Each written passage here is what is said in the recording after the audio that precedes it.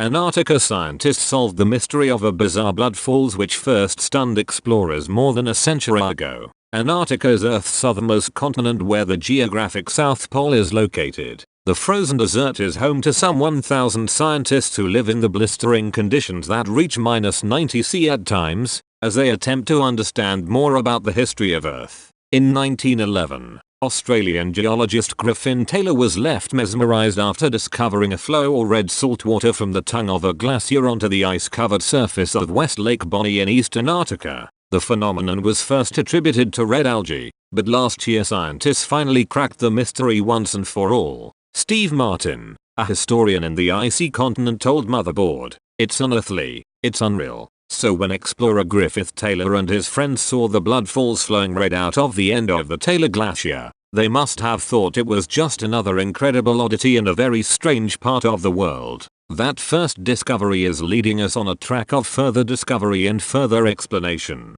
Antarctica still has not yielded up all her secrets. A team of scientists discovered the red tinge was actually due to the high iron content that turned the water bloody red. However, Erin Pettit, one of the scientists who worked on the mystery, admitted that did not solve everything. She said, "We did not know where the brine came from. We didn't know how it made its way through the glacier. If the brine started at the base of the glacier, it should have continued to flow at the base. Instead, the team discovered the brine squirted out the top of the glacier and flowed down over the edge, eventually joining a nearby lake. To figure out how it formed, Dr. Pettit and her team trekked across the glacier and took measurements using a radio wave sensor. The instrument sends radio pulses into the ice, which move freely through the frozen glacier. They eventually identified that the immense pressure of the ice squeezed the water trapped in an ancient, underground lake below up through the glacier. Dr. Pettit added, "It was pretty powerful,